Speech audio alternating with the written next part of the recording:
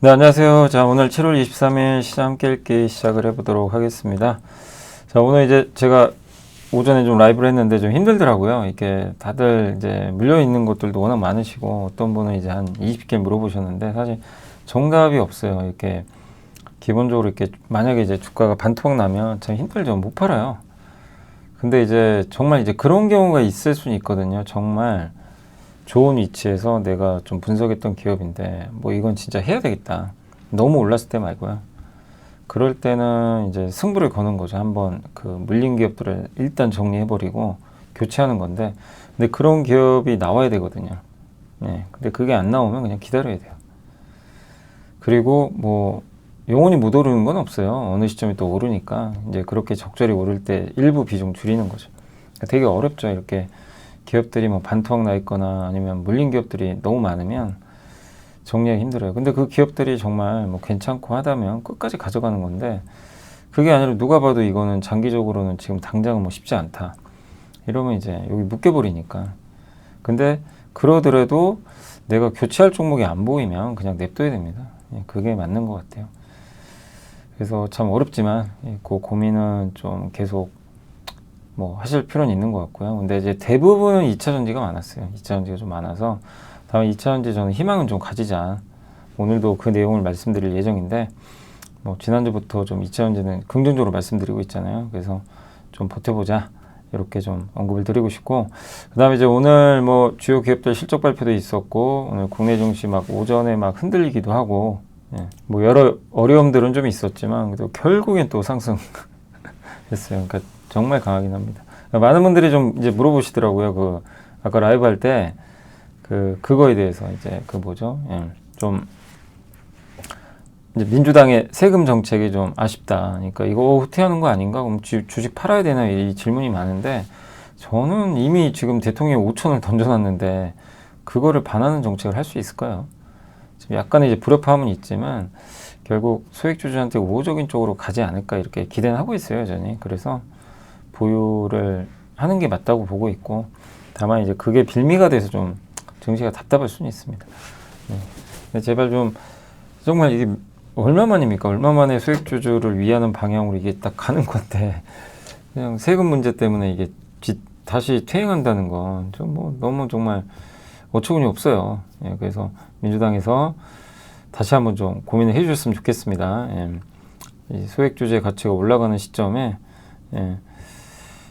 이거를 좀 뒤집는, 역행하는 정책은 안 나오기를 좀 다시 한번 좀 이렇게 말씀을 드리고 싶습니다. 자, 오늘 이제 미국 시장부터 좀 몇 개 말씀드릴게요. 오늘 미국 시황, 그 다음에 스타게이트 프로젝트 어제 한번 말씀드린, 이게 좀 지연되거나 축소된다 했는데 오늘 오픈 AI가 뭔 소리 하냐 그랬어요. 아무 문제 없고요. 일본, 미국에 자동차 수출할 때 관세 15%로 인하됐죠. 오늘 이래서 자동차가 그냥 그러니까 제가 자동차주는 복권 같다 그랬잖아요. 온갖 악재는 다 맞아가지고 가진 못하는데 싸니까 너무 매력있죠, 가격은. 그래서 많이 사긴 되게 좋아요. 부담이 전혀 없어서. 그것도 돈도 잘 벌고. 근데 이 악재가 눌리니까 못 갑니다. 근데 배당은 또 많이 줘요. 그래서 이제 복권 같은 거예요. 배당 받으면서 옵션, 이제 복권 옵션이 좀 붙어 있는 거죠. 그러다가 오늘같이 이런 거 나오면 이제 급등하는 거죠. 그래서 일본이 정말 놀랍습니다. 저도 깜짝 놀랐어요. 미국에 자동차 수출할 때 관세 15%밖에 안 돼요. 원래 25인데. 그래서 우리나라도 이렇게 되길 바라고요. 협상을 해서 빨리 한국도 관세를 낮춰주기를 좀 제발 협상 잘해주시길. 일본도 했는데 우리도 못할 리는 없잖아요. 그 아시아 테크 배터리 이제 지주사 마케팅 후기 엄브렐라 리서치 제이님이 또 잘 요약을 해주셨고, 미국 최대 전력망 경매가 이게요, 여러분들이 이제 제가 이제 텔레그램 채널 몇 개 소개해드렸죠. 거기에 외국계 증권사 나오죠. 그거 되게 도움 많이 받고 계시죠. 저도 당연히 많이 받는데 그 외국계 증권사 그런 이제 그러니까 요약해 주시는 것도 너무 고마운데, 사실 저 원본은요 돈이 굉장히 비싸요. 외국계 증권사는 보기가 너무 어려워요. 돈이 많이 들어요. 그래서 진짜 좀 이렇게 귀한 자료긴 하죠. 맞냐 안 맞냐는 이제 나중 문제고요. 우리가 해석은 해야 되겠지만 외국계 증권사 보고서는 진짜 이게 어렵습니다. 구하기도 힘들고. 이렇게 올려주신 분들 진짜 감사하긴 하죠. 자, 자, 그리고 미국의 최대 전력망 경매 가격이 올랐다. 이건 전력기기 호재죠. 그다음 한국은행에 대한 목표 주가를 이제 올렸다. 한국은행이 아니고 한국에 있는 은행주들, 예, 그거 얘기하는 겁니다. 한국은행 상장된 회사가 아니니까. 그 다음에 석 달 뒤 에어비앤비, 이거 이제 또 호텔의 호재죠. 예, 오늘 아침에도 어느 분이 이 기사를 이미 보셨는지, 에어비앤비 숙소 퇴출한다 이러니까 이거 호재 아니냐 이렇게 좀 말씀하시더라고요. 당연히 뭐 호재죠. 호텔 업종 입장에서. 근데 외국인들 입장에서 이제 좀 짜증나죠, 이게. 왜냐하면 숙박업소가 부족하니까.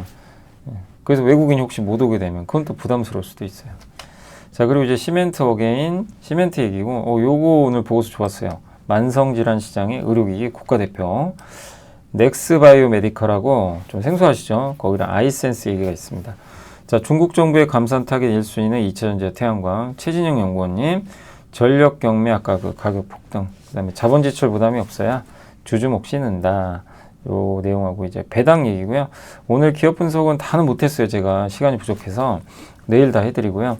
HD 현대일렉트릭이 어제 실적 발표에서 말씀드리고 ISC까지 해드리고 어제 공시 말씀 못 드려가지고 VM, CS-윈드, 삼성중공업, LG플러스, 감성코퍼레이션, T3, 잭시미스, 가비아까지가 이제 어제 나왔던 그저께 거고요.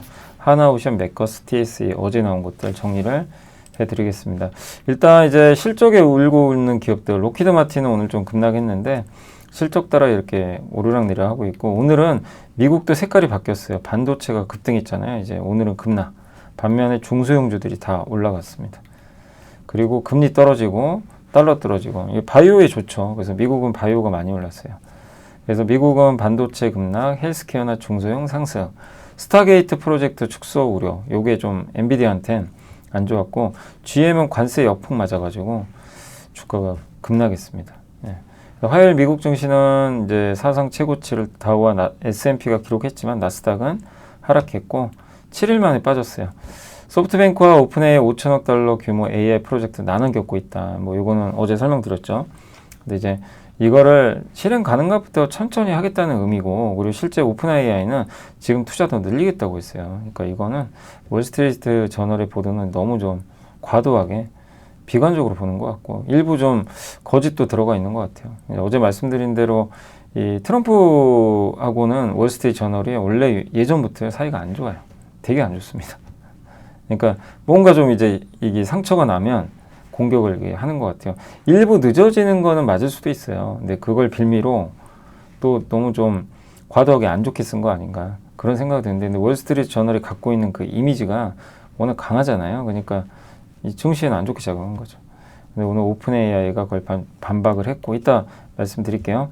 로키드 마틴은 실적 부진의 폭락, 담배회사 필립 모리스도 폭락, 그러나 또 실적 잘 나온 건 오르기도 했습니다. 그리고 그동안 기술 대형주 그늘에 가려져 있던 중소형주들이 급등해서 오늘 S&P 500의 상승 종목이 굉장히 많았고요. 그러니까 지수는 정체됐는데 종목 장세. 인도네시아에 이어서 필리핀과 관세 협상 성공했고, 오늘은 일본까지 됐습니다. 관세율 19%, 일본은 15%. 예, 이제 우리도 얼마 안 남았고요. 오늘 EU랑 협상 결과 나온다고 하더라고요. 그리고 기술주 좀 랠리 좀 중단됐고, 다만 민주식들이 오늘 급등해 버렸어요. 밈이 뭐냐면 이제 뭐 아시죠? 어떤 뭐 우리나라 따지면 뭐 어떤 카페나 이런 이제 개인 투자분들 모임에서 어떤 주식의 얘기가 나와서 급등하는 현상이죠. 미국도 많아요, 그게. 미국 백화점 콜스가 레딧이라는 그 되게 토론방이 유명하거든요. 우리는 네이버 토론방이 유명하잖아요. 미국은 레딧인데 여기서 콜스를 막 그런 공략주로 언급한 글이 늘었대요, 실제. 그래서 막 주가가 하루에 막 2배 오르기도 했습니다. 자, 미국은 지금 최근에 변동성 없습니다. 19거래일째 변동성 S&P 500이 1% 내외. 그냥 움직임이 없어요. 조금씩 올라요. 그렇지만 긴장하지 말라는 얘기. 긴장의 끈을 놓쳐서는 안 된다. 그 이유가 그 이제 연준의 독립성에 대한 위협, 계속 해고 이슈, 파열이자 지정학적 불확실성 이런 게 여전히 있고, 또 관세 위협도 있으니까 긴장을 놓쳐서는 안 된다. 뭐 이런 얘기지만 어쨌든 지금 시장은 이거랑 반대로 긴장을 안 해요. 안 하고 그냥 편안하게 시장이 움직이고 있고, 중소형주들이 오늘은 좀 좋았습니다. 그 자동차 업체 관세 충격 실제 시작됐어요. 오늘 GM 실적, 이게 유럽 회사들이 미국에 수출하는 비중이에요. 폭스바겐은 자기네가 미국에 판매하는 거에 80%를 수출합니다. 그러니까 타격이 크겠죠. 이번 주 금요일날 발표합니다. 그래서 GM은 기대를 상회했지만 이익은 마이너스 31%나 급감, 관세 때문에 11억 달러 비용, 하반기는 더 심하대요. 그래서 우려가 컸고 유럽 자동차 회사들도 만만치 않죠. 스텔란티스가 지프, 다치, 피아트, 크라이슬러 이런 걸로 유명한 브랜드인데 상반기에 3억 유로 타격이 있을 거라고. 3억 유로면 GM에 비하면 크진 않지만 이제 하반기가 더 문제죠. 연간으로는 15억, 2조 정도 되는 거죠. 우리나라도 마찬가지죠. 현대차, 기아도 연간 한 2, 3조 정도. 지금 관세면. 르노는 이제 오늘 관세 영향으로 매출 가이던스 하향 조정이 있고 폭스바겐은 금요일에 발표하는데 이게 어떻게 영향을 줄지 좀 봐야 되겠고 세 번째 이슈는 록히드 마틴과 노스먼 그루먼 이게 둘 다 경쟁사죠. 이제 방산회사인데 이 B2 스피릿 스텔스 폭격기가 이번에 그 이란 그 공격 있잖아요. 예, 핵무기 시설 이렇게 타겟해서 요 폭격기가 한 거죠. 근데 록히드 마틴은 이제 뭐 일회성 비용이 좀 있었나 봐요. 내부에 뭐 문제도 좀 있었고 그렇지만 그것도 그거지만 옛날에 계약 맺은 거 있죠. 방산 계약을 예전에 맺었죠. 그걸 만들죠. 근데 옛날에 낮은 가격에 맺었나 봐요. 근데 지금 비용이 많이 올랐죠. 공급 이슈나 이런 것 때문에 비용, 원자재 비용이나. 그러면 이제 이 비용을 떠안아야 돼요. 재계약을 할 수가 없다 보니까. 좀 그런 우려가 있어서 가이던스를 낮춰버렸습니다.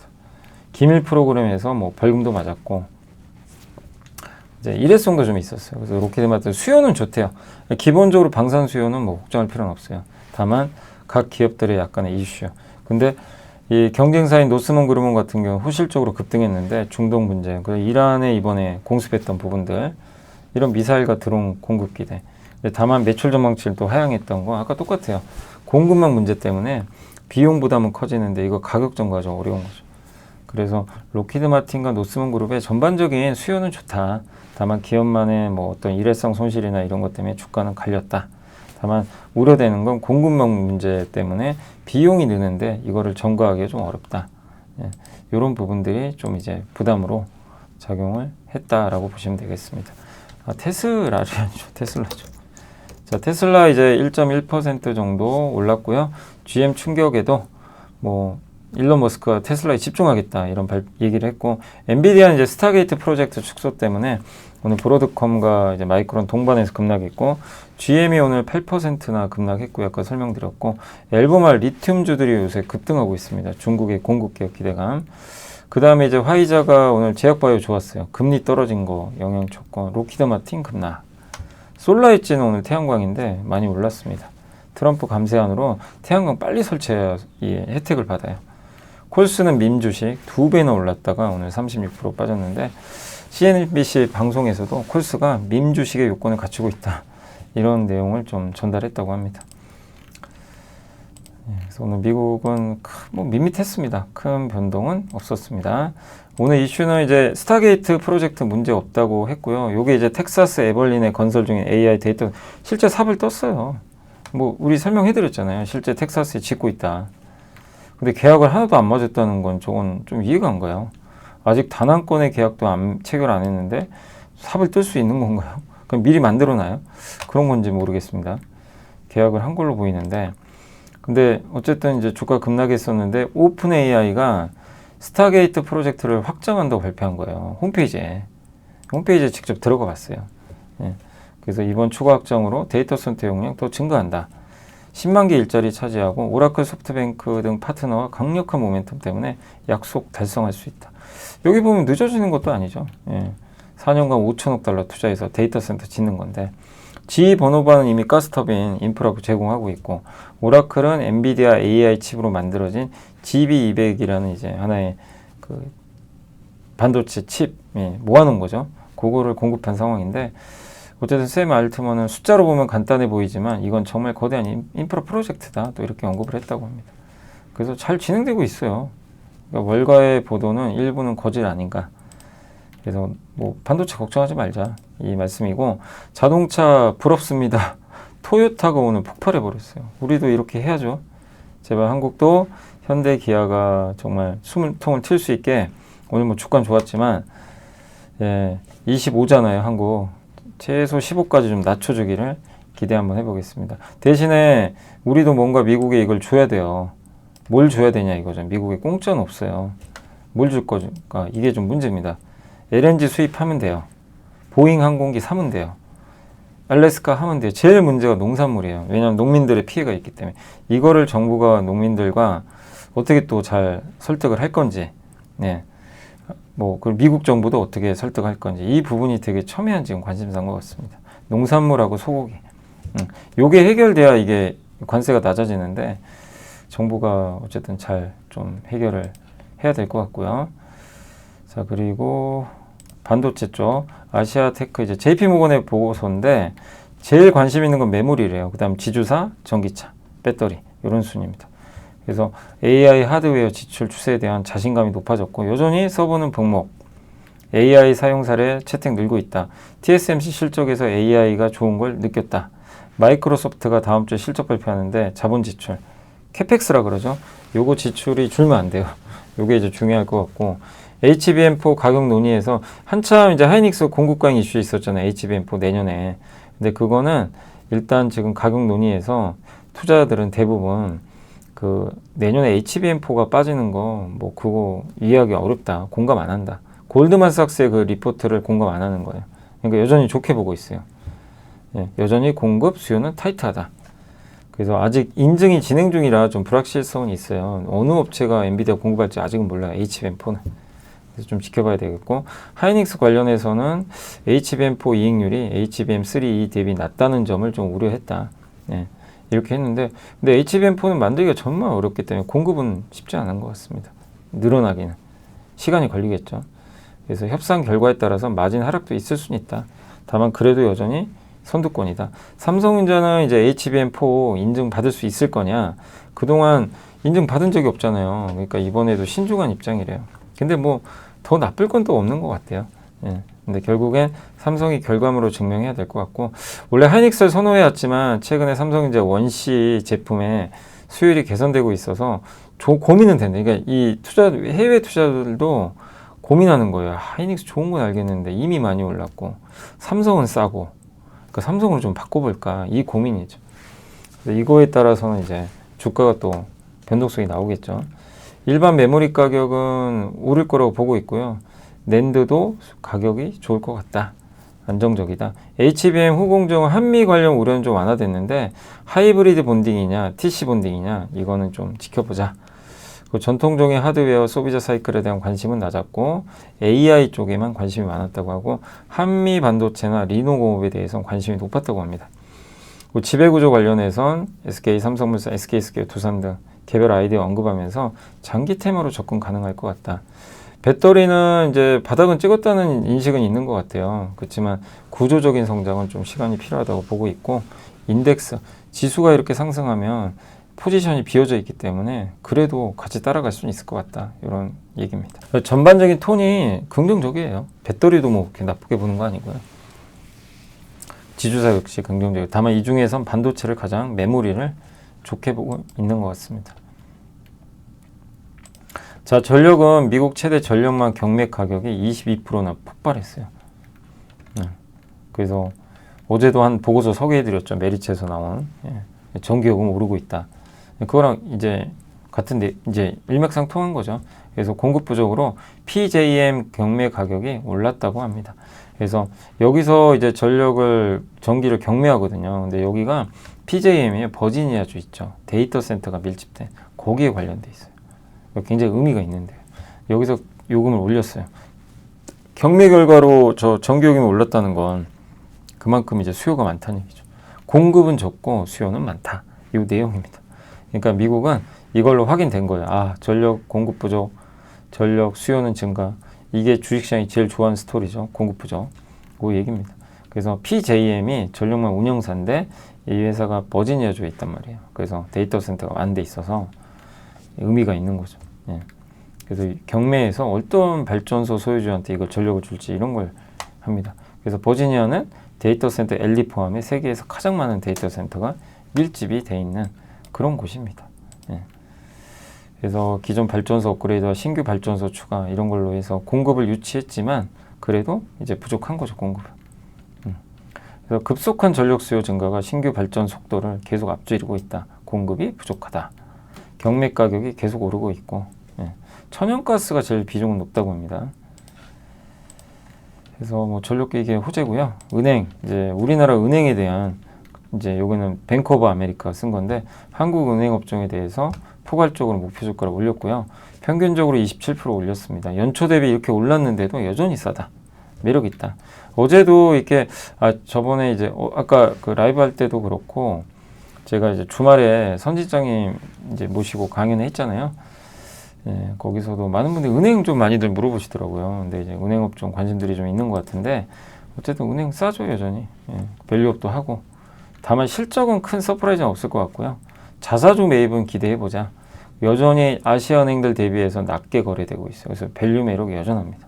그래서 여전히 긍정적이고 PBR도 더 올라갈 거로 보고 있고 배당도 더 늘릴 것 같고 그래서 전반에 걸쳐 자기 자본 이익률 가시성이 높아지고 있고 주가 재평가 과정 진행 중이고 아직 끝나지 않았대요. 추가 상승 여력 충분하고 중장기로 보자. 이런 내용이니까 은행주 갖고 계신 분은 여유 가지시고 대응을 하시면 좋을 것 같습니다. 자, 호텔 쪽은 에어비앤비 숙소 40% 이게 어제 뉴스가 나온 것 같더라고요. 근데 그래서 좀 숙박 대란 일어나는 거 아니냐. 에어비앤비 한국에서 영업신고증 없는 공유 숙박업소를 10월부터 퇴출시키겠대요. 근데 지금 국내 에어비앤비 등록된 숙소가 한 7만 개인데 7,200개만 좀 이게 인증을 받았나 봐요. 가뜩이나 부족하죠 시설이. 근데 더 공급 부족 상태로 가는 거 아니냐 이렇게 보고 있습니다. 근데 이거는 저희 투원투게더에도 올려드렸던 내용이죠. 여기 그 지도 만들어 드렸잖아요. 예, 숙박 지도 호텔 DL 서브 T&D 여기 밑에는 호텔 신라 JS 코퍼레이션 GSPN 예, 각각의 위치도 서울 호텔 지도인데 어쨌든 이제 이 10월에 불법 공유 숙박업소 퇴출시키기 위한 시스템을 개발 중이고 영업신고 정보와 신고증 제출하지 않으면 등록 안 한다. 그러니까 이제 영업 못하게 하겠다는 거예요. 1년이 지났어요. 유예기간 줬거든요. 그러니까 이제 10월부터는 퇴출됩니다. 그래서 에어비앤비 등록수의 41%에 달하는 약 3만 개가 지금 현재 3만 개 정도가 불법으로 운영되고 있대요. 그래서 이게 이제 퇴출되면 호텔에 더 몰리겠죠, 아무래도. 예, 그런 좀 내용이다라고 보시면 되겠습니다.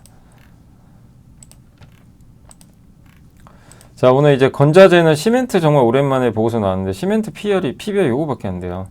하반기 이후 출하량 증가 예상, 시멘트도 괜찮을 것 같습니다. 이게 읽어보니까 시멘트사 실적 반등도 예상, 밸류업도 기대되고 특히 이제 아세아 시멘트 같은 경우는 제가 알기로는 그 VIP 자산 운용에서 옛날에 지분 취득한 걸로 알고 있어요. 주주환원도 잘하는 걸로 알려졌는데 시멘트 업종 반등 위한 마지막 퍼즐은 출하량 증가 요것만 남았다. 근데 정부가 어쨌든 이제 공급 증가할 가능성이 있잖아요. 아파트값 잡기 위해서 판가도 올라갔고요. 비용, 유연탄 가격이나 운임도 다 안정화됐어요. 그냥 마지막은 출하, 시멘트 물량이 늘어나야 돼요. 요게 안 늘어났는데 요걸 좀 기대하고 있는 것 같습니다. 왜냐하면 공급 정책을 지금 기대하고 있기 때문에 시멘트도 관심 필요하고 또 한 가지 호재가 내년에 수도권 매립지에 생활 폐기물을 반입하면 안 된대요. 직반입을. 저거를 소각해야 된대요. 그러니까 수도권 매립지에 생활 폐기물 있죠. 이거를 소각해서 이게 해야 되나 봐요. 근데 그럼 소각 시설이 필요하잖아요. 소각장 증설하기는 되게 어렵다고 합니다. 근데 시멘트사가 이걸 해줄 수가 있대요. 시멘트 그 소속로는 초고온에서 폐기물을 다 완전히 녹여버려요. 그냥. 재활용 시설로도 분류가 됩니다. 이게 왜 중요하냐면 이걸 갖춘 소각로에서만 이걸 해야 되는 것 같더라고요. 재활용 시설을 이용하면 처분 부담금을 또 감면도 해주고. 그래서 시멘트 회사가 저걸 해줄 수가 있어요. 생활 폐기물 받아다가.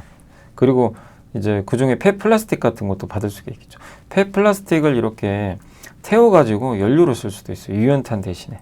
지식이 복리로 쌓이는 투자 정보, 믿음 가는 투자 정보 파트너 투원투게더 오픈.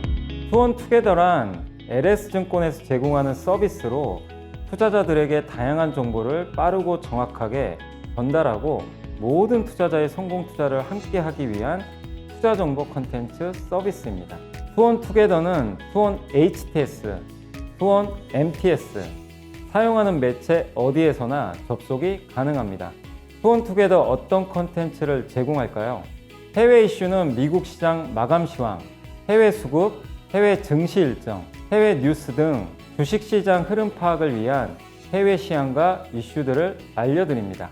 시장 읽기는 주요 뉴스 요약, 뉴스 해설, 뉴스 연계 종목 등 주요 뉴스에 대한 빠른 요약과 관련 이슈에 대한 정보를 알려드립니다. 종목 톡톡은 수급 특징주에 대한 분석과 투자 아이디어, 실적 속보 등 종목에 대한 다양한 정보를 알려드립니다. 보고서장은 리서치센터에서 발행하는 보고서, 모닝미팅, 공시, 그리고 증권사별 종목에 대한 요약 정보를 알려드립니다. 주식 배우기는 함께 배우기, 투자 상식 등 투자자들이 알아야 할 전문 지식과 투자 칼럼 및 자료에 대한 정보를 알려드립니다. 투원투게더와 함께 성공 투자를 만들어 보세요. 그러면 폐플라스틱은 가격이 거의 없을 거 아니에요. 예. 원재료 비용 거의 없는 상태로 이걸 돌려서 시멘트 만들 수 있죠. 그 비용도 더 줄고, 그리고 여기서 추가 수익 얻을 수 있죠. 재활용 시설로 이게 활용할 수 있게 해주는 거예요. 여기서 수수료 받겠죠. 예. 여러모로 이런 부분도 시멘트한테 호재다 라고 보시면 되겠고, 헬스케어 쪽은 이제 만성질환, 이게 오늘 좀 굉장히 보고서인데 한번 좀 제가 설명 한번 해볼게요. 만성질환이 뭐죠? 오래 걸리는 거죠. 완치가 안 돼요. 기본적으로 잘. 근본적인 치료 약물이 없어요. 그래서 이건 이제 진행을 늦추거나 아프지 않게 하는 게 목표죠. 그래서 대표적인 게 퇴행성 관절염과 당뇨거든요. 만성질환인데 환자들의 이게 언메잇 니즈, 저도 이게 처음 듣는 용어라 언메잇 니즈 저도 처음 들어봤는데, 당뇨 관리니까 이게 필요성이죠, 니즈는. 근데 당뇨 관리는 사용자 편의성과 정확성, 퇴행성 관절염은 표적 부위를 선택적으로 치료를 하거나 질환의 진행 속도를 억제하거나 이런 것들이 좀 필요성이 좀 큰데, 예, 그래서 환자들의 언메잇 니즈가 이런 이제 그 두 가지 이제 제품에 대해 분야에 대해서는 좀 명확하다. 예, 이렇게 좀 보시면 되겠고, 그러니까 이 퇴행성 관절염은 현재 승인된 근본적 치료제가 일단 없고요. 당뇨는 혈당을 측정한 다음에 이제 피드백하고 치료, 이제 인슐린 같은 거 투여하는 순환적 관리를 해야 되는 거죠. 그러니까 여기도 마찬가지로 근본적 치료제는 없죠. 네. 그래서 이 시장이 어쨌든 이 만성질환 시장 자체는 의료기기 쪽에서도 계속 커질 것 같다, 이런 내용입니다. 네. 그렇게 보시면 되겠고요. 그래서 만성질환, 당뇨랑 퇴행성 관절염 이렇게 설명한 거니까 참고하시면 되겠습니다. 그래서 약물 치료제와 상호 보완적 관계고, 통증 부위를 타겟하는 거죠. 그래서 좀 아프지 않게. 퇴행성 관절염은 아프잖아요. 통증이 계속 있으니까. 통증 완화가 목적이거든요, 사실. 그래서 글로벌 퇴행성 관절염 치료제 시장 규모가 기존에 이제 이 82억 달러겠죠. 82억 달러에서 2034년 252억 달러로 연평균 10% 고성장할 걸로 전망하고 있고, 전 세계 인구의 15%, 노년층의 80%가 앓고 있다고 합니다. 근데 치료제가 없어요. 네. 근데 이걸 만드는 회사 중에 하나가 치료제라기보다는 통증 완화, 넥스피어 F. 이게 넥스바이오메디칼에서 만드는 걸로 알려져 있죠. 지금 임상하고 있고요. 세계 최초 속분해성 통증 색전 치료제래요. 저도 이거 오늘 처음 들어서 한번 공부를 해봤습니다. 혈관을 일시적으로 색전해가지고 통증의 원인을 차단하는 거예요. 네. 염증성 질환이 이게 진행이 되면 염증의 주변으로 비정상적인 혈관이 만들어지는, 이게 염증이 있잖아요. 그 주변으로 뭔가 이상한 혈관이 만들어지는 거예요, 새로. 그러면 해당 부위에 신경세포나 통증 유발세포가 또 증식을 해요. 그래서 굉장히 아파진다고 합니다. 저것 때문에. 해당 부위에 이제 세포들이 만들어지면서. 왜냐하면 신경세포는 혈관 통해서 산소나 영양분을 공급받아서 활성화되는데, 이제 이 염증 주위에 그 신경세포가 새로 만들어진다 그랬잖아요. 이 신경세포는 뭐라 그랬죠? 산소나 영양분 받아서 활성화되는데 이때 되게 아프대요. 이때 통증 민감도가 막 올라간다고 합니다. 근데 통증 색전술, 이 넥스피어는 뭐를 하냐면 해당 부위의 그 비정상 혈관을 선택적으로 색전을 해버린대요. 예. 그래서 신경세포로 혈류나 영양 공급이 안 들어가게, 그러니까 이 염증 주변에 새로운 세포가 만들어졌죠. 거기로 영양분이 공급 안 되게 차단시켜버려요. 얘가 막아주는 거예요. 그럼 통증이 완화되겠죠. 예, 그것 때문에 아픈 거거든요. 그래서 기존 약물 치료는 그냥 약을 먹잖아요. 이거는 통증의 원인이 되는 걔한테 직접 가서 너 하지 마. 통증 느끼게 하지 마. 이거 막아버리는 거죠. 예, 그래서 이걸 좀 지연시키는 거죠, 통증. 그래서 넥스트 바이오메디칼, 네, 넥스피어 F는 기존 색전제 대비 분해 시간도 조절할 수 있고, 예. 타사의 비분해성, 그러니까 비분해성도 있거든요. 예. 거기서 이제 비분해성은 뭐가 문제되냐면 피부가 괴사할 수도 있대요. 그거를 이제 막을 수 있는 제품이라고 합니다. 그래서 요 보시면 이 넥스트 바이오 메디컬의 넥스피어 F랑 A사, B사 이제 비교죠. 그래서 적응증, 무릎 관절염이나 색전 성능은 다 상상, 중, 가교, 물리적, 과학적, 분해 시간이 2시간에서 8시간. 근데 A사랑 B사는 비분해, 부작용 낮고 여기는 높고 이렇게 좀 나와 있는 거죠. 그래서 관절염, 통증, 색전 치료, 시술 전에는 이게 보시면 비정상혈관이 보이세요? 혈관들? 네. 비정상혈관에 저기에 이제 세포들이 만들어져서 막 통증을 유발하는 거예요. 근데 그걸 이제 없애주는 거죠. 없죠. 별로 안 보이죠. 그 제품입니다. 그러니까 근본을 이제 타겟팅해서 하는 거죠. 6개월 이상 이제 지속 시간 기간도 있고 매력 있죠. 지금 임상 시험 중에 있어요. 네. 그래서 넥스피어 F는 다수 임상에서 또 기존 제제 대비 우수한 통증 개선 효과를 나타냈고 논문이 있습니다. 2개. 경동맥 색전술을 통해 뭐 이런 이제 퇴행성 관절염이나 염증성 관절 진화의 만성 통증 완화를 위한 중재 시술을 진행을 했는데 좀 어렵죠, 용어들이. 결론은 뭐냐면 이런 걸 했더니 개선 효과가 있었다. 통증 개선 효과가 보였다. 핵심은 이겁니다. 예, 기존 제품 대비해서. 예, 그래서 이걸 대체할 수 있고 글로벌 상업화를 잠재력을 입증했다. 또 한 가지가 이런 그러니까 스포츠 의학 있죠. 거기에 임상이 게재됐는데, 그러니까 이제 프로나 이런 이제 운동선수분들 같은 경우는 이제 굉장히 아프잖아요. 이렇게 격렬하게 하니까. 반복적으로 점프하거나 이럴 때. 점프 무릎 환자 대상으로 색전술 시술 효과를 분석했던데 유의미하게 통증이 완화됐대요. 네. 그래서 90% 이상이 1년 이내 훈련에 복귀했다고 합니다. 네. 평균 복귀 소요 기간은 가벼운 훈련이 8주, 완전 복귀까지는 14주. 그러니까 넥스트 바이오 메디컬에 지금 이런 임상 결과가 좋다. 네, 이런 내용입니다. 통증을 완화시켜주는 거 얼마나 좋습니까? 예, 진짜 아프면 견디기 힘들잖아요. 예. 당뇨는 이제 인슐린 기능 이상에 따라 1형과 2형이 있고, 1형은 이제 뭐 선천성 자가면역, 2형은 후천성 대사성으로 분류를 이렇게 하고 있는데, 췌장의 인슐린 분비가 거의 안 되죠, 1형은. 그래서 상대적으로 환자 수가 적고요. 2형은 이제 우리가 이제 뭐 식습관이나 이런 것 때문에 당뇨가 생기는 거죠. 인슐린이 잘 분비가 안 되고, 고령화, 비만, 유전, 생활습관 등 이런 것 때문에 2형 당뇨가 굉장히 많이 늘고 있죠. 그래서 90% 이상이 2형 당뇨고요. 전 세계 5억 8,900만 명이 당뇨 환자라고 합니다.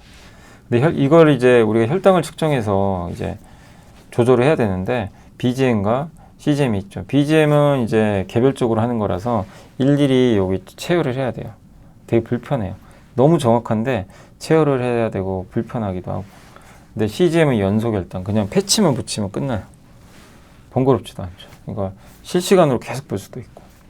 그래서 이제 앞으로는 뭐 CGM의 시대가 열렸다라고 보시면 되겠고, 다만 미국은 2형 당뇨 환자까지도 보험을 적용해 주는데 아직 우리나라 1형만은 가능해요. 그래서 한국도 2형까지 늘려주면 더 좋을 것 같고, 그리고 아이센스가 국내 대표 기업이죠.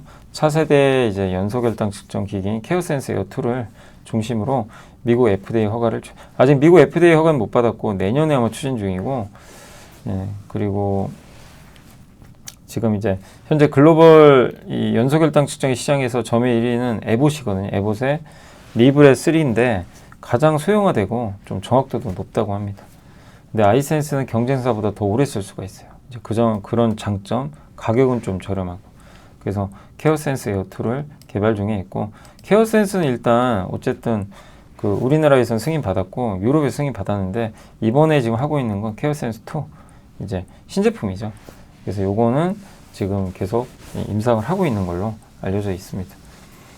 그래서 케어센스 에어2는 18일, 예, 그리고 사용자가 이제 보정을 하는 거고 20분 동안 이제 안정적으로, 예, 그 초기 안정화 시간은 20분이고 데이터는 1분에 1회씩 이렇게 돼서 에보트랑 이제 거의 비슷해지는 거죠. 그래서 만성질환은 결론적으로 꾸준한 관리가 필요해서 이 시장에 뛰어든 회사들 주목하자. 그래서 넥스트 바이오 메디컬, 아이센스 이 두 개를 좀 꼽아 주셨습니다. 조은혜 연구원님이. 그래서 넥스트 바이오 메디컬은 원래 내시경 할 때 지혈제 있죠. 그 넥스 파우더라고 있거든요. 그거 만드는 기업이에요. 요거 잘 나가요. 여기에 근데 지금 하고 있는 아까 말씀드린 관절염 통증 치료제 넥스피어 F 요게 이제 반영이 될 것 같다. 넥스파우더는 미국 내 제품 등록 병원 수가 확대되고 있고 넥스파우더는 국내 식약처 FDA 유럽 허가 다 받았습니다. 내시경 시술 건수가 많기 때문에 수혜가 예상되고요. 메드트론이란 글로벌 의료기기 회사가 판권을 갖고 있어요. 넥스피어 F는 이제 미국의 FDA 허가 목표로 올해 3분기에 임상을 시작할 계획이라고 합니다. 현재 이제 IDB 카테고리 B승 이게 뭐냐면 ID는 FDA가 관리하는 의료기기 임상시험 제도인데 그 카테고리 B는 좀 위험한 의료기기 그걸 대상으로 하는데 굉장히 승인받기 어렵겠죠. 근데 이거 승인을 확보를 했다고 합니다. 미국 FDA 허가 가능성은 이제 기 발표된 다른 국가 임상 논문으로 유효성과 안전성이 확인이 됐기 때문에 가능성은 높다. 그래서 아직 넥스파우더 매출이 높지만 넥스피어 F가 차세대 성장 동력이 될 거고 지금 뭐 실적도 이렇게 돌아서고 있습니다. 지금 아직까지는 좀 흑자는 아니죠. 근데 돌아설 걸로 좀 기대를 하고 있습니다. 넥스파우더 매출 추이라고 합니다. 이게 꾸준히 늘고 있고 매출이 늘어야 돼요. 지혈제 월 수출 금액이고요. 적정 주가는 83,000원 제시했습니다. 아이센스는 연소결당 측정기 시장이 이제 이미 진출을 했고 케어센스 에어2 이제 개발 중에 있고 유럽에 보험 등재됐고 연소결당 측정기 계속 지금 조금씩이나마 성과를 좀 내려고 노력을 하고 있습니다. 미국 임상은 25년 하반기 시작됩니다. 그래서 이게 당뇨 환자의 하루 일과예요. 이렇게. 근데 연소결당 측정기는 24시간이에요. 그냥 붙여놓으면 돼요. 근데 일반적인 개별 이제 혈당 측정기는 이때마다 한 번씩 체크해야 돼요. 기상할 때 한 번 체열, 아침 식사 전에 또 체열, 식사 후 체열. 이거 얼마나 불편합니까? 이거 혈액을 이게 피를 해야 되니까. 그러니까 참 불편하죠. 연소혈당 측정기는 정말 편할 수밖에 없죠. 이번에 증설도 했고, 그 다음에 내년에 케어센스 에어2 식약처 국내 허가, 내후년에 이제 미국 허가도 한번 기대를 해보도록 하겠습니다. 그래서 전반적으로 좋은 좀 분위기로 보시면 좋겠습니다. 그래서 좀 생소한 기업도 있죠. 넥스트 바이오메디컬도. 저도 생소해요. 근데 오늘 공부해 보니까 공부를 해봐야 되겠습니다. 관심이 생겼어요. 오늘 주가 많이 오른 것 같은데 아무튼 좀 공부를 더 해보도록 하겠습니다. 어쨌든 이제 요거는 근데 아직 임상 중이니까 계속 이제 우리가 추정은 해봐야 되겠죠. 아이센스는 우리가 뭐 잘 아는 기업이고요. 자, 중국 관련해서 이제 중국 정부의 감산 타겟 1순위가 이차전지 태양광인데 중국 정부의 감산 가능성이 재거론됐고 태양광 유리기판 기업들 이미 공동 감사 추진하고 있고 그래서 기대감 높아지고 있죠. 근데 아직 정확하게 뭐 제시는 되지 않았어요. 근데 감사는 저는 할 거로 보고 있고요. 태양광, 2차전지, 석유화학, 철강 다 하지 않을까 이렇게 보고 있어요. 전기차까지. 그래서 2차전지와 태양광 밸류체인 좀 수혜를 받을 것 같다 이런 내용이고 옛날에 이제 2016년에 감산한 이후로 10년 만이죠. 그래서 아마 2차전지와 태양광도 지금 중국 같은 경우는 그 적자가 좀 심하거든요. 그래서 대상이 될 것 같고 특히 이제 리튬에 찾을 수 있는 게 지난 이제 17일 날 자잉밍인가요? 자회사 여기가 이제 지방정부로부터 리튬 생산활동 중단하는 지시를 받았죠. 연간 어쨌든 이제 탄산 리튬 생산 능력이 1.1만 톤인데 상반기면 0.55만 톤을 이제 만든 거예요. 그래서 일단 감산해라. 공급감이 우려된다. 리튬 기업들 너무 힘들어요. 중국에서 지금 막 원가 이하로 막 거래가 되니까. 그래서 대다수 기업이 지금 적자인데, 그리고 거기다 이제 유동성 지수도 돌아섰고 확장세고 원자재는 저 유동성이 후행하는데 산업군속 탄산 리튬은요 글로벌 유동성이 이렇게 가는 거에 1년 후행한대요. 그래서 괜찮다. 니켈, 뭐 리튬도 나아질 걸로 보고 있고 이게 유동성이 이미 돌았죠. 여기 보시면 이미 돌았죠. 그래서 탄산 리튬도 여기 이미 올라갔는데 요거를 좀 후행하지 않겠냐. 그러면 리튬 가격도 오르겠죠. 리튬 가격이 오르면 배터리 좋죠. 배터리 희망을 좀 갖자는 거예요. 중국에서 굉장히 긍정적인 모멘텀이 나오고 있어요. 리튬 값이 올라야 됩니다. 그래야 배터리 숨이 트이는 거죠. 자, AI 관련해서 이제 아까 말씀드린 미국 전력 경매 가격 폭등했다. 그 내용이에요. 그래서 여기 PJM이 이제 버지니아 센터에서 전력 운영하는 기관이고, 그래서 핵심은 뭐 지금 AI죠. 그래서 오늘 아마 트럼프 대통령이 AI 액션 플랜 발표할 것 같고, 전력 인프라 투자 관련해서는 인허가 간소화해 주지 않겠냐. 그래서 관련 기업으로는 ETF로는 JAP 요걸 좀 얘기를 해주셨고, 그 다음에 지금은 현재 가스나 원전이 주목받지만 재생에너지도 주목하자라는 내용도 들어가 있는 것 같습니다. 한번 정리하죠. 주주환원 관련해선 자본 지출 부담이 없어야 주주 몫이 는다 이런 내용인데, 배당 분리과세 세제 개편 배당 성향 35%. 저는 왜 저런 허들을 주는지 모르겠어요. 굳이 허들도 안 줬으면 좋겠어. 아예 배당 성향 또 35%면 거기 저 기업들 많진 않아요, 사실. 그죠? 예. 그러니까 근데 자꾸 허들을 둬요. 뭐 PBR 몇 배 이상 또 막 이렇게. 예, 이러니까 뭐 배가 산으로 가는 거죠, 자꾸. 그냥 배당 분리과세 할 거면 깔끔하게 하면 되잖아요. 예, 너무 조건 달지 말고. 예. 자, 어쨌든 이제 이익 가시성은 높지 않고 자본 지출 등 부담은 크니까 자본 지출을 많이 해야 되는 기업은 배당을 할 수가 없어요. 어쩔 수가 없어요. 배당 35% 어떻게 해줍니까? 100억 버는데 35억을 배당으로 줘요. 힘들어요. 하이닉스 같은 기업들은 돈을 많이 벌어도 투자를 해야 되니까. 근데 그런 기업이 배당 많이 준다고 좋아할 게 아니에요. 투자를 해야 되는 기업은 투자를 해야죠. 그죠? 예, 그래서 주주들한테 주가 상승으로 보답하는 거고, 근데 성장이 좀 약한데 돈은 많이 버는데 정체된 기업은 돌려줘야죠, 주주들한테. 예, 그런 얘기죠. 그래서 여기서 핵심은 투자를 앞으로 많이 해야 되는 기업들은 좀 여기에 해당되지 않을 수 있기 때문에 투자를 많이 안 해도 되는 기업들 있죠. 그런 기업들 중에서 이제 배당 성향이 좀 35% 미만이지만 배당 성향을 늘릴 수 있는 기업을 보자는 얘기예요. 그거예요. 예. 그래서 그러면 이제 그 배당 분리과세가 되는 거니까. 대표적으로 여기 요 기업들입니다. 대상, 현대건설, 삼성물산, CJ 대한통운, DN오토모티브, 기아, 신세계, 지역난방공사, SL, 현대모비스인데 이 중에 이제 못 오른 기업들만 좀 이렇게 네모 표시해 본 거고, 어쨌든 지금 이제 뭐 대선 같은 것도 주가 많이 못 올랐잖아요. 근데 이런 기업들은 투자 부담은 별로 크지 않다는 거예요. 그래서 배당 성향은 늘리지 않겠냐, 35까지. 예, 그렇게 좀 보고 있는 것 같습니다. 그래서 그런 기업들 뽑아놓은 거니까 참고하시고요. 자, 이제 오늘 기업 분석으로는 현대일렉트릭 알고 보면 좋다, 미래에셋 조현주 연구원님, 전력기기 부분 정말 성장했습니다. 좋았고요. 다만 일회성 항목이 좀 있었어요. 특히 관세가 200억 반영됐어요. 이게 좀 부담이었고, 그렇지만 이제 고객사랑 협의해서 관세를 비용이 전가할 것 같고, 수주잔고 내에서 미국 비중은 한 64% 정도 됩니다. 예, 그래서 미국 비중이 높고, 중동은 매력이 없대요. 유럽은 매력적인 이제 지역으로 바뀌고 있고, IBK 김태현 연구원이 2분기 아쉽지만 역대 최대 이익률 기록했다. 울산 및 미국 아틀란타 공장 풀가동, 수요 피크아웃 아니다. 초고압 변화기 여전히 괜찮다. 그리고 상호 관세로 인해 200억, 이거는 가격 전가할 것 같다. NH의 이민재 연구원님은 미국의 대형 원전 프로젝트, 빅테크 중심, 대형 수주, 유럽 중심, 친환경, 수요 뭐 좋다. 관세 비용 전가할 것 같다. 그리고 회계 기준 변경이 좀 있었대요. 작년 4분기부터. 그것 때문에 좀 일회성이 좀 있어서 아마 그 실적이 계속 약간 하회를 했던 것 같은데, 예. 그래서 그 부분은 사실 일회성이라고 좀 봐야 되겠죠. 그리고 고객들과 합의된 일정화에 출하가 잘 되고 있어서, 예, 재고로 쌓인 부분은 하반기 애틀란타 법인 통해 매출로 전환될 거니까 뭐 일회성 아니냐 이렇게 보고 있는 것 같습니다. 근데 실적 너무 우려하지 말자. 그래서 그런 내용입니다. 다만 실적이 우려되는 게 아니라 주가가 너무 많이 올라서 장기간 그게 걱정이죠. 예, 주가가 걱정이에요. 저는 너무 많이 올랐기 때문에 장기간 실적 자체는 여전히 좋습니다. 자, 5월 30일 ISC가 공시 소개해드렸죠. SK 엠펄스로부터 ISME를 인수했거든요. 이게 하반기에 반영돼요. 세정용 케미칼, 모듈, 버닝 테스터, EFM은 웨이퍼 이제 이송하는 장치라고 보시면 될 텐데, 예.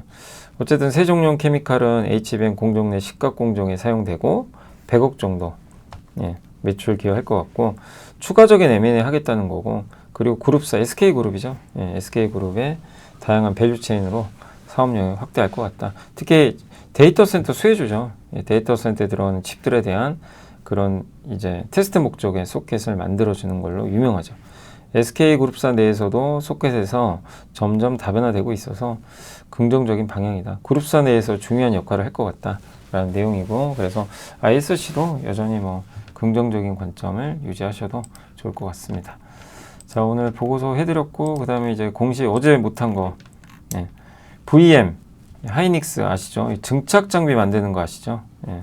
그래서 여기 이 증착 장비, 요거는 VM, 식각, 제가 잘못했습니다. 테스가 증착이고 VM은 식각, 깎아내는 거, 요겁니다. 이렇게 우리 깎아낸다는 거 있잖아요. 이렇게 그 뭐죠 이거 조각하는 거. 예, 그거랑 똑같아요. 도시객 해가지고 시각은 30% 차지하고 건식 시각이에요. 근데 건식 시각이 이렇게 쫙 한 번에 빛으로 플라즈마로 하는 방식이죠. 주요 고객사 하이닉스 이거 대부분 다 해외 기업이 하는데 국산화해서 지금 계속 하이닉스 공급. 작년 10월부터 올해 이번까지 9차례 960억, 매출이 702억 회사가 수주가 961억. 굉장히 지금 많은 편이죠. 그래서 긍정적이고 이번 1분기 흑자 전환했고요. CS윈드가 윈드타워 공급 계약했죠. 베스타스. 미국에 한 게 되게 놀라워요. 미국은 풍력이 지금 잘 안 되는데 다행이죠. 그래서 덴마크의 미국 법인에 이번에 또 계약을 맺었고 네. 풍력 터빈 요거죠. 요게 윈드타워예요. 이렇게 솟아있는 이렇게 지지대 요거고 그래서 그 풍력이 지지대 역할을 하고요. 원가 22% 그리고 해상풍력 기업 블라스를 인수해서 하부 구조물 생산하는 기업인데 이 회사도 실적이 괜찮습니다. 예, 그래서 다만 해상 풍력을 좀 안 좋게 보니까 그게 좀 우려되는 거죠. 그렇지만 이번에 수주 따낸 건 좋고 실적 좋아지고 있고 다만 수주가 좀 줄고 있는데 이번에 수주를 따내면서 조금 수주가 늘지 않을까 이렇게 보고 있고 삼성중공업이 이제 평택의 네 번째 P4 삼성전자 공장 마감공사 수주 따냈어요. 이제 얼마 안 남은 것 같아요. 마감공사 하니까. 그리고 LG 플러스가 예, 그러니까 삼성중공업도 건설을 합니다. 예. 그리고 LG 플러스 소각합니다. 감성커퍼레이션 소각. T3는 자기 주식 취득해서 소각. T3가 참 이게 주주 환원 잘해요. 그죠? 옛날에 소개해드렸지만 잭시미스는 이수연 대표가 매수를 했습니다. 20만 주. 12억이 났었어요. 잭시미스 아시죠? 이게 흔히 요가복이라고 많이 불리죠. 네. 근데 이제 예, 브랜드 잭시미스 런칭해서 애슬레저 전문 브랜드. 요즘에 좀 주가는 안 좋지만 어쨌든 시장은 꾸준히 커진다고 보고 있고요. 예. 일본, 대만, 중국에도 진출했고 일본 시장은 잘 성장하고 있어요. 국내가 좀 아쉬워요. 국내가 조금. 그래서 국내 성장이 좀 이루어지길 바라고 이루다 마케팅은 이제 마케팅 회사인데 이걸 인수를 했습니다. 그래서 잭시미스가 핵심입니다. 예. 실적은 그래도 괜찮은 편입니다. 배당 수익률도 높아요. 예. 잭시미스가 이런 이제 대표이사의 매수가 많았고요. 가비아 또 샀어요. 여기 미리 스트래티직 이머징 마켓 여기가 계속 사요 지금도. 네. 여기 좀 사고 있어서 긍정적입니다. 자 그리고 이제 어제 공시입니다. 어제 공시. 예. 하나오션이 LNG 운반선 수주 따냈는데 이게 좀 의미가 있는 게 하나 필리조선소 있죠. 여기서 수주를 준 거예요. 예? 같은 회사끼리잖아요. 근데 미국에서 발주된 거잖아요. 미국에는 아직 LNG 운반선 만들 그게 안 되니까 미국 발주예요. 의미가 있어요. 드디어 미국이 한국에 LNG 운반선 발주를 시작했습니다. 예, 미국은 왜냐면 앞으로 LNG 운반선이 필요해요. 왜 미국에 수출해야 되니까 LNG를. 그게 이제 스타트를 끊었다. 그래서 이거는 물론 하나 해운이 한 건데 어쨌든 미국 발주예요. 네, 미국의 필립시아드가 미국 조선소로 계약을 체결한 다음에 예, 미국에서 우리한테 하청 준 거죠. 어떻게 보면. 미국에 아직 시설이 안 돼 있으니까 의미가 있죠. 앞으로 이런 수주들이 늘어날 것 같고 LNG 선박은 미국은 못 만듭니다. 그래서 우리 한국에 더욱더 의존할 수 있는 게 나왔고 메커스가 이게 그 자사주를요 740만 주 이런 기업이 늘어나야 돼요. 정말 박수치고 싶고 740만 주 중에 600만 주 소각하겠대요. 네. 이건 진짜 박수 쳐줘야 됩니다. 3년 동안 매년 200. 지금 자사주 많이 갖고 있는 기업들 있잖아요. 이 기업들도 이렇게 해야 됩니다. 이렇게 해야 될 것 같아요. 그래서 저건 정말 놀랍고 그래서 어제 상한가가 갔잖아요. 연간 별도 기준 단기 수익 30% 또 그 배당도 해주겠대요. 배당 수익률은 높진 않아요. 제가 계산해 보니까 1.4%지만 그래도 배당도 해주죠. 전체 주식의 37.1%를 소각하죠. 예, 놀라울 일이죠. 이제 정부 정책에 기업이 응한 거죠. 이런 기업이 늘어나면 지수 5천 가는 거예요. 저런 기업이 많아지면.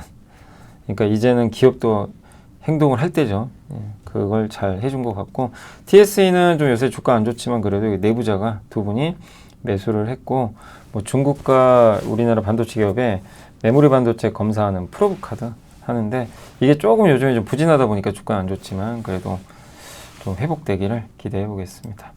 자 오늘 이제 시장 좀 정리해드리면 아까 삼성바이오가 실적 발표했는데 잘 나왔더라고요. 그래서 삼성바이오 좋은 실적 내줬고 오늘의 근데 주인공은 뭐 현대차, 네, 기아입니다. 7.8%. 모비스는 상대적으로 관세 그거 영향이 적어서 그동안 많이 올랐잖아요. 그래서 좀 상대적으로 좀 오늘은 부진했고, 뭐 포스코 좋았고, 공급개혁 기대감, 현대일렉트릭 실적 이런 걸로 좋았습니다. LG전자도 관세 피해주니까 오늘은 올라가야죠, 당연히.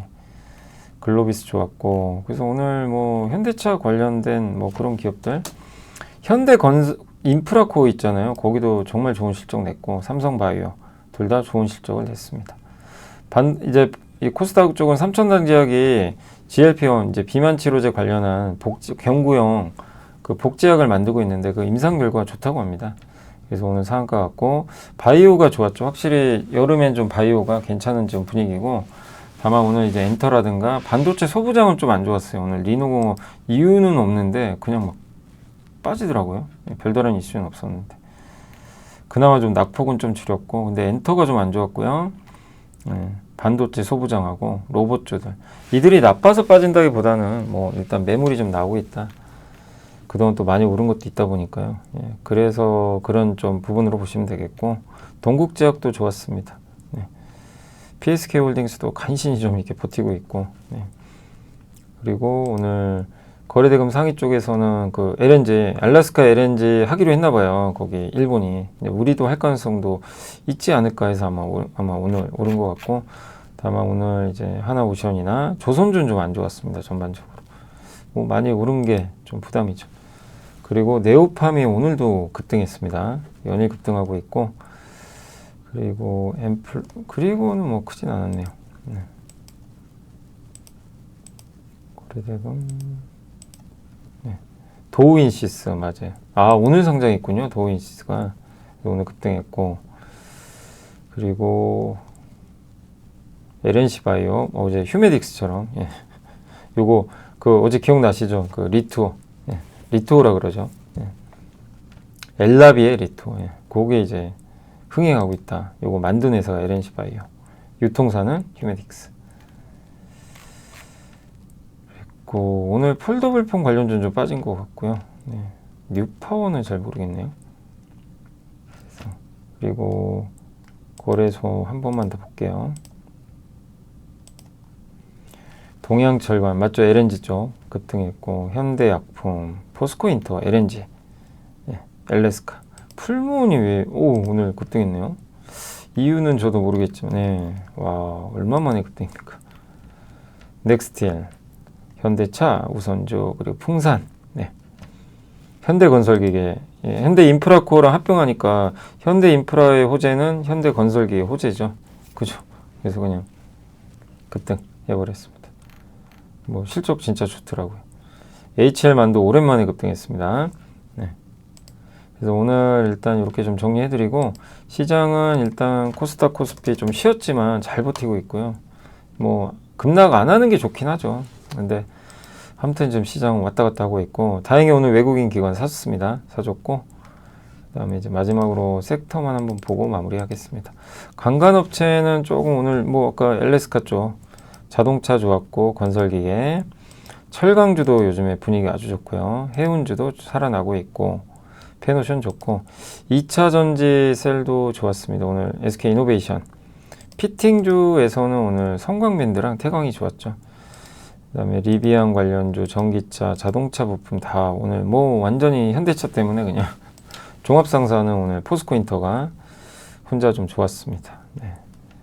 분위기 좋았고, 비만 치료제 쪽도 오늘 좋았고요. 오늘은 HK 이노인도 조금 올랐네요. 밸류업 관련된 기업들도 좋았고, 네. 자율주행차, 자동차가 좋아서 그렇죠. 오늘 오랜만에 한국단자도 좋았습니다. 원전도 하루 급락했다가 조금 살아났는데, 다만 뭐 전반적인 원전은 좀 쉬어가는 분위기고, 풍력은 여기 세아제강 관련주가 이제 들어가 있다 보니까 오늘 좀 강했던 것 같아요. 다만 이제 오늘 많은 기업들이 좀 빠진 부분도 있는데, 리튬 관련주는 오늘 하루 다시 좀 빠져버렸고, 비트코인 관련주, 엔터주가 오늘 유독 안 좋았습니다. 창투사, 증권주도 이게 좀 뭔가 후퇴하는 거 아니냐 이 우려가 나오니까, 정부 정책이 주주환원이나 이런 것들이, 그래서 좀 우려 때문에 빠진 것 같고, 조선은 오늘 피팅은 좋았지만 전체적으로는 그 조선 만드는 이제 배 선박 기업들은 안 좋았고, 카지노 좀 쉬어갔고요. GK는 오늘 그냥 두들겨 맞아버렸네요. 왜 그런 거지? 중국 VIP 급감을 차익 실현해라, 리포트가 나온 것 같습니다. 예. 왜냐하면 중국인들은 들어오는데 VIP가 좀 급감하는 것 같다. 아마 그것 때문에 좀 빠진 것 같아요. 근데 전반적으로 카지노는 저는 괜찮게 보는데 그 중에서 롯데관광개발을 제일 좋게 보지만 카지노 3사 다 괜찮지 않을까 싶거든요. 근데 최근에 오르긴 올랐죠. 근데 저게 또 약간 빌미가 됐고 폴더블4는 오늘도 같이 빠졌습니다. 단기에 워낙 많이 올라서 그런 좀 분위기 같습니다. 자, 그래서 오늘 좀 이렇게 한번 정리를 해드렸고요. 이제 좀 그 이슈들이 있죠. 오늘 뭔가 안 좋았다가 좋아지는 섹터를 좀 계속 주목하시면 좋을 것 같아요. 그러니까 바이오 같은 거. 요새 분위기 살아나고 2차전지. 그 다음에 중국이 공급 개혁하죠. 예, 하겠죠. 석유화학, 철강 이런 쪽. 물론 이제 단기간에 올랐으니까 쫓아가실 필요까지는 없지만 그런 업종들이 살아나고 거기다 현대차까지 예, 관세 좀 기대감 커지고 그래서 예, 너무 오른 것들은 조금 이제 여름엔 쉬어갈 수 있으니까 그런 점은 조심하시면서 시장은 좀 정체된 가운데 계속 종목 장세로 보시면 좋겠습니다. 자, 오늘 방송은 여기서 마무리하도록 하겠고요. 저는 또 내일 이 시간에 뵙겠습니다. 오늘 너무나 고생하셨습니다. 감사합니다.